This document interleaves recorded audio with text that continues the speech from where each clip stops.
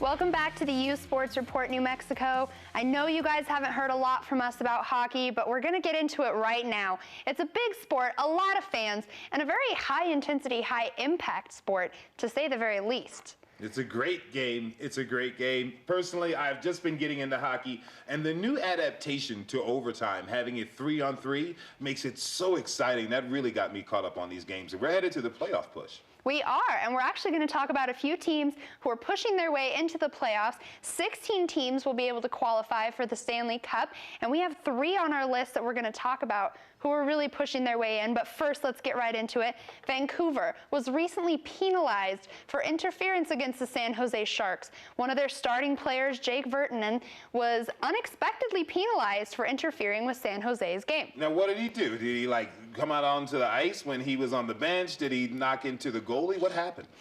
From what I heard, he stood in the way of a San Jose Shark player's attempts to score in an illegal position. I'm not too sure exactly what that means or where he was. I mean, it's hockey. There really isn't very many illegal things on the ice. Yeah, it's interesting. With fights and brawls and all of that, it's a pretty intense game. So for him to be penalized is a big deal for Vancouver, especially getting so close to the playoffs. But we'll talk about some playoff teams right now. Okay. Minnesota Wild, they're getting closer and closer to the Stanley Cup every single week. Now, they're one of the top teams in the NHL right now. They have dominated this season, and I think they're the team that I would like to see win the Stanley Cup this year. That'd be nice to see a new team walk away with the title, because we know that basically for the past several years, it's been the Kings, the Blackhawks, or the Red Wings winning, and the Red Wings seem to be in position to not make the playoffs. Isn't that the first time in 20 years? It is, in fact, the first time in 20 years, and, you know, I'm a San Jose Sharks fan. My mom would be kind of disappointed to hear me say I want the Wild to win it all. But like you said, the Red Wings, they typically take it all the way. The LA Kings have been dominant for years and years. So those teams I'm not a huge fan of. Now I'm kind of happy that the Red Wings might not be in it this year. I think it will be a big improvement for hockey fans. They get to see some new faces, some new teams, and some fresh talent on the ice. Okay, yes, and Mom, you're at home. I know you just heard that. She'll make it up to you, trust me. I'll do what I can.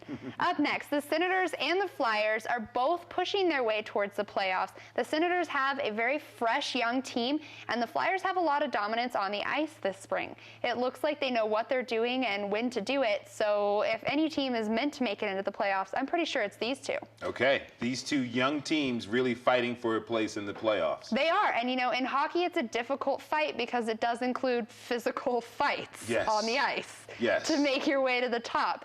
But hey, I guess that's one sport you won't ever be bored watching. That's right. That's right. So stay tuned, ladies and gentlemen. In the next few weeks, the playoff push for the NBA and the NHL are really going to be turning up. It's going to be an exciting time to watch sports, particularly here on the U Sports Report. Sure, it is. Last but not least, Toronto. This is kind of big news because on March 30th in 1918, the Toronto Arenas became the very first NHL team to win an NHL Cup. You know, they faced off against the Vancouver Millionaires in a best-of-5 series, and in their 5th game of that series won 2-1 and took the very first cup in the NHL. One of the original 6 to win the very first NHL, but I like that name, the Millionaires. Maybe if New Mexico gets a basketball team, hint, we could call them the New Mexico Millionaires. I like it. That sounds pretty fresh. That sounds real good. I think the colors would be really cool with that. Yeah, we like that. I like it. You'll hear more about that in the next few weeks coming from Kimberly and myself. You will. All right, everybody. That's it for the U Sports Report. Thanks for staying with us. We're coming back with a fresh episode next week. Don't forget to watch all the games. For Kimberly Temple, I'm Khalil A. Colonna. We want to thank you so much. Hey, Kimberly, how do they hit you up on Twitter? They find us on Twitter at U Sports Report and on Facebook. Don't forget to like our page. That's right. Like the page, hit us up on Twitter, ask us any question you want, and we'll answer for you. All right. Have a great weekend, everybody. We'll see you soon.